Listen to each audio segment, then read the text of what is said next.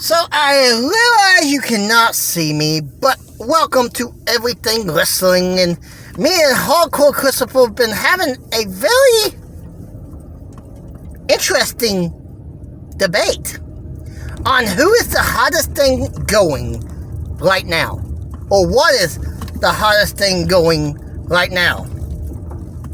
I mentioned someone and he laughed at me, but I'm going to stand firm on this and say that I believe it is Kenny Omega and what's going on with Kenny Omega, the Good Brothers, AEW, and Impact Wrestling. Right now, besides what's going on with Roman Reigns, WWE really has nothing.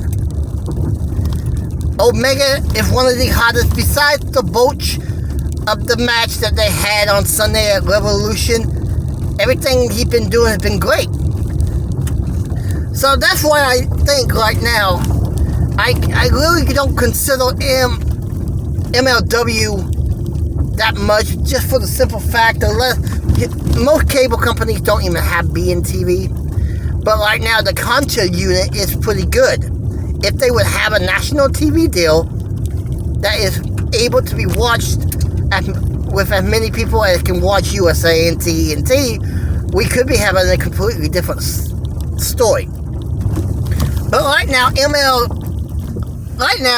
Kenny Omega is the one everyone's talking about. And he also wants me to touch on the basically new version of Four Horsemen that just formed. They haven't announced it, but I think that's MJF's new group. And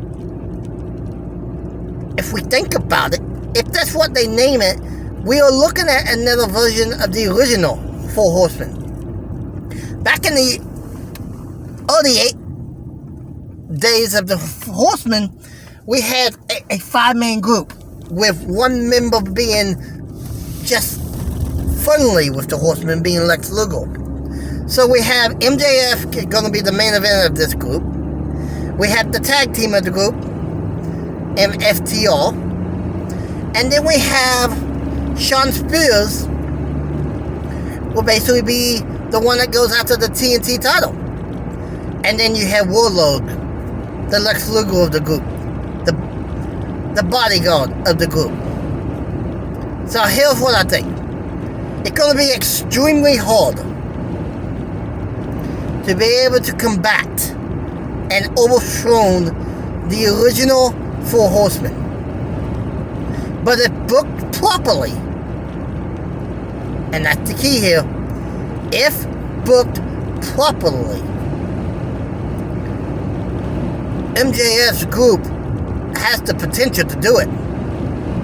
And we also cannot forget Tully Blanchard. And where does J.J. Dillon fit in this? Was that a one-time thing last week?